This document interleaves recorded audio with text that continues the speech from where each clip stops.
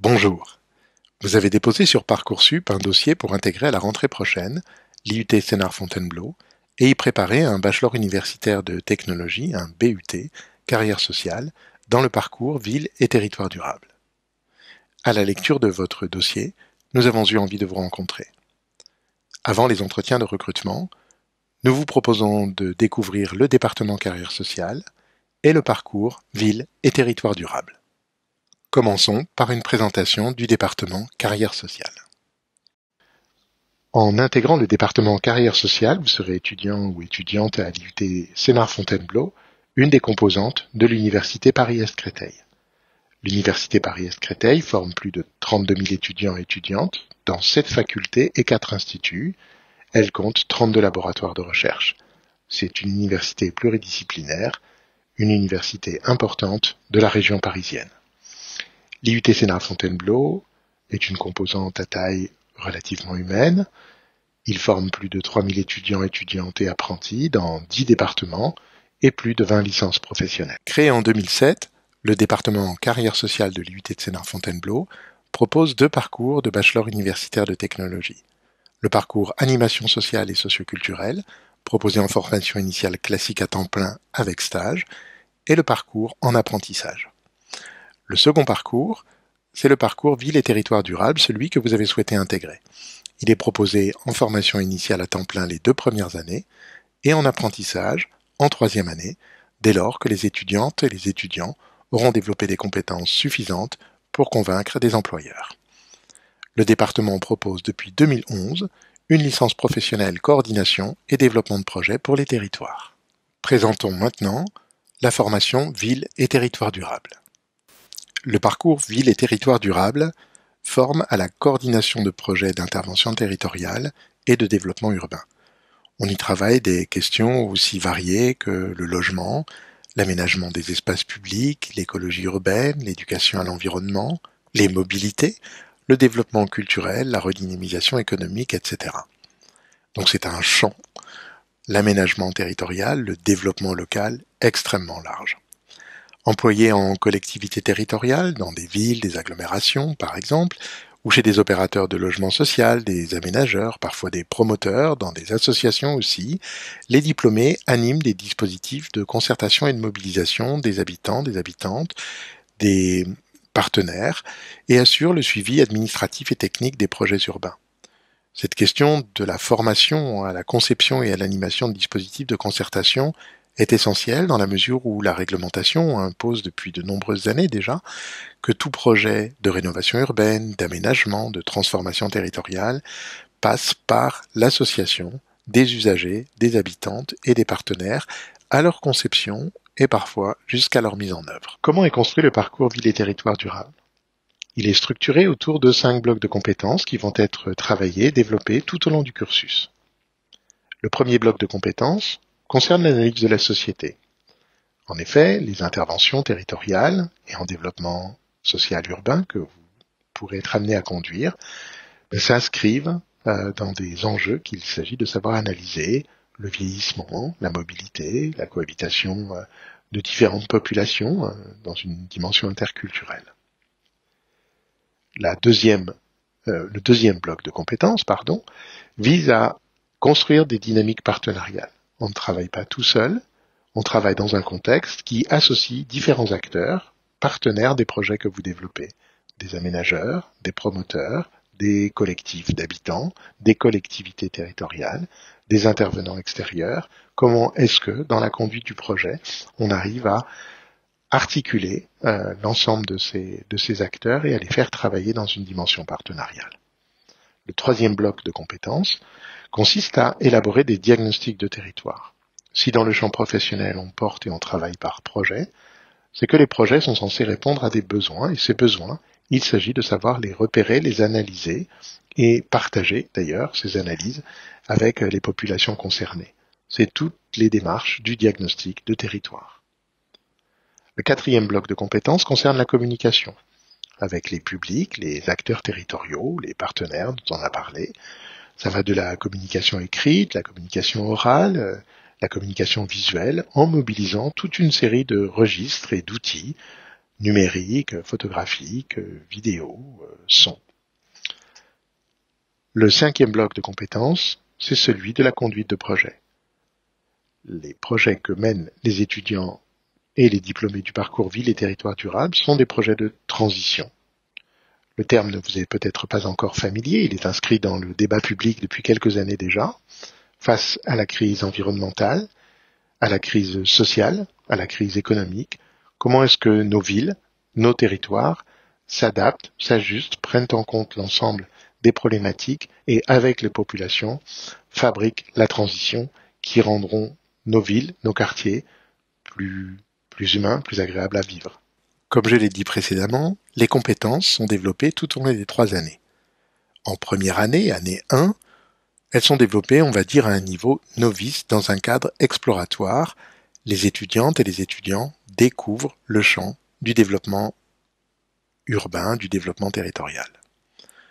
En deuxième année, les compétences sont travaillées à un niveau intermédiaire.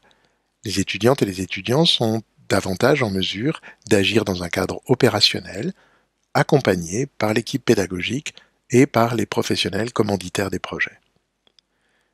En troisième année, les compétences sont développées à un niveau compétent, dit-on, et les étudiants sont amenés à travailler davantage dans un cadre partenarial avec une autonomie renforcée, accentuée. Ces compétences, dans leur développement, prennent appui sur des enseignements, des cours. Il y a 1800 heures de formation sur 3 ans, alors non pas réparties de façon homogène. En effet, par exemple, la troisième année comporte beaucoup moins d'enseignements dans la mesure où elle repose sur un stage long. Les compétences sont également développées à travers des projets, des situations d'apprentissage et d'évaluation, telles qu'on les nomme, à raison de 600 heures sur 3 ans, soit à peu près 100 heures par semestre. Enfin, la formation propose des stages, 4 semaines au moins en première année, 8 semaines en deuxième année et 14 semaines en dernière année, à moins que vous n'optiez pour la formation en alternance, auquel cas vous serez 3 jours en entreprise et 2 jours à l'université. Quels sont les enseignements du parcours Ville et Territoires Durables? Il serait difficile ici et sans fastidieux de les lister tous. Je vais donc essayer de les regrouper par ensemble. D'abord, des enseignements environnementaux qui concernent la sociologie, de façon à comprendre les sociétés dans lesquelles on intervient en projet de développement urbain. Les sciences politiques pour se repérer dans le maquis administratif français, savoir quelles sont les politiques publiques qui sont menées à quel échelon par quels acteurs. Le droit, principe du droit, droit du travail et bien sûr droit de l'urbanisme. Le deuxième groupe de matières concerne la géographie urbaine, histoire urbaine, écologie urbaine. C'est la matière centrale évidemment du cursus, enfin un ensemble de matières qui constitue le pôle central du cursus, du moins sur le plan de l'apport de connaissances. Le troisième pôle concerne la méthodologie d'enquête, de diagnostic et de recherche. Effectivement, les professionnels que nous formons, ceux que vous serez, doivent être en capacité de produire de la connaissance pour les organisations et les territoires dans lesquels ils travaillent.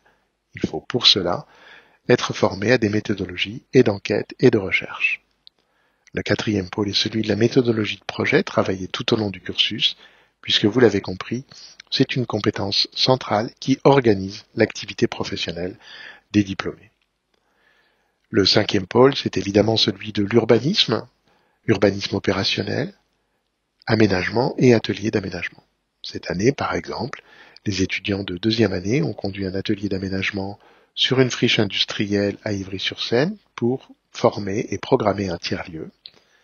Ils ont travaillé ensuite, dans le cadre d'un autre atelier, sur l'aménagement et la refonte complète des parcs et jardins d'un quartier important de Corbeil-Essonnes. Le dernier bloc d'enseignement concerne la communication, les méthodes participatives, et j'y inclus la cartographie comme outil de connaissance, mais aussi comme outil de visualisation pour les partenaires, les habitants, outil de visualisation des projets qu'on souhaite porter.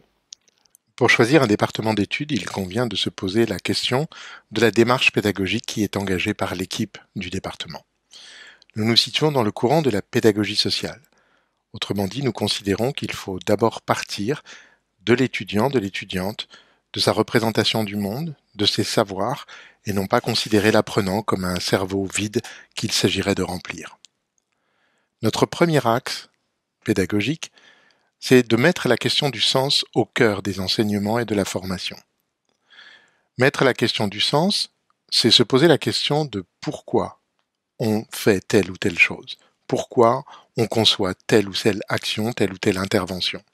Pourquoi en un mot, c'est-à-dire à cause de quoi, pour répondre à quel besoin, et pourquoi en deux mots, pour quoi faire, c'est-à-dire quelles sont les transformations attendues par le projet qu'on va conduire. Alors seulement, on pourra se poser la question de comment procéder. Le deuxième axe de notre démarche pédagogique consiste à apprendre à travailler en collectif, en groupe, en promotion. Apprendre à travailler en collectif parce que dans la vie professionnelle, dans la vie sociale, on travaille finalement très rarement seul. Or, c'est compliqué. C'est compliqué d'apprendre à travailler en groupe, à s'écouter, à s'organiser, à réguler les conflits internes au groupe pour apprendre à co-construire entre étudiants, entre étudiantes, mais aussi avec les collectifs dans lesquels l'activité professionnelle s'insère. Et comme c'est une démarche qui est assez peu développée dans l'enseignement secondaire, il nous apparaît central de vous proposer de nombreux exercices de groupe, de nombreuses situations de groupe qui vous permettront de développer ces apprentissages. Le troisième axe de notre démarche pédagogique consiste à favoriser la transversalité, c'est-à-dire finalement à mettre en lien les différents enseignements, les différents savoirs acquis entre eux. On ne fait pas à un moment donné de la sociologie, puis à un autre moment de la communication, de l'urbanisme, de la méthodologie de projet. Un professionnel, ça mobilise tout un ensemble de compétences simultanément pour travailler. Et finalement, c'est ce que nous essaierons de faire avec vous, vous apprendre à relier les savoirs pour articuler les questionnements qui sont au cœur du projet ou des projets que vous porterez. Le quatrième axe de notre démarche pédagogique consiste à travailler sur la mise en dynamique de la formation. Qu'est-ce que ça veut dire mettre en dynamique une formation? En cours, vous allez découvrir des matières, des disciplines, vous allez acquérir des savoirs, des méthodes. Comment est-ce qu'on transfère ces connaissances, ces méthodes, ces démarches dans des situations concrètes? C'est ce qu'on appelle mettre en dynamique une formation. Et nous allons vous proposer toute une série de mises en situation, des ateliers d'aménagement, des diagnostics de territoire, des études, des séjours à l'étranger, des pratiques de créativité qui vous permettront justement de transposer ce que vous acquérez dans les enseignements dans des situations au service de mise en œuvre pratique. Ce qui permet d'ailleurs d'interroger aussi les savoirs au regard des contextes concrets dans lesquels on peut être amené à travailler. Donc c'est une dynamique qui fonctionne dans les deux sens. Le dernier axe de notre pédagogie, et c'est un élément essentiel de l'identité du département carrière sociale de l'IUT de Sénart-Fontainebleau, c'est la comparaison internationale. Nous pensons qu'il est essentiel d'aller voir ailleurs, dans d'autres environnements, comment les gens vivent, comment les gens pensent, comment les gens agissent individuellement et collectivement. Et ceci nous a amené à développer un important réseau de partenaires étrangers, à la fois un réseau de professionnels, de structures en capacité d'accueillir des stagiaires, mais également un réseau d'universités partenaires qui nous permettent de de mener des séjours d'études, des stages internationaux et de proposer à nos étudiants des mobilités en études pour aller réaliser un semestre à l'étranger. Il peut ne pas être inutile de se demander, lorsqu'on intègre un département d'études, quelle est l'équipe permanente qui va assurer, piloter cette formation.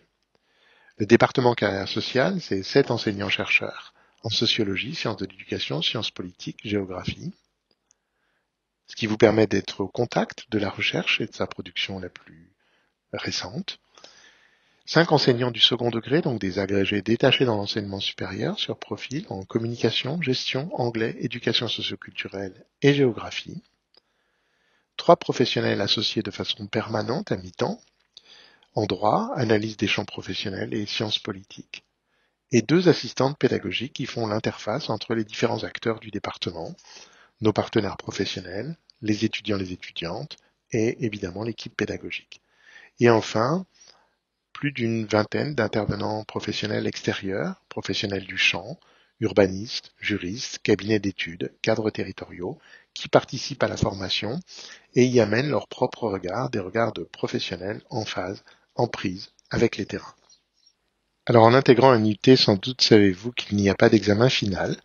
Vous serez donc sous le régime du contrôle continu, ce qui veut dire que tous les travaux sont susceptibles d'être évalués, des travaux individuels, de voir sur table, mais aussi des exposés, des dossiers, un mémoire, des pratiques professionnelles, tout compte. Et si tout compte, eh bien ça veut dire qu'il y a une obligation de présence à tous les enseignements et une assiduité dans les projets.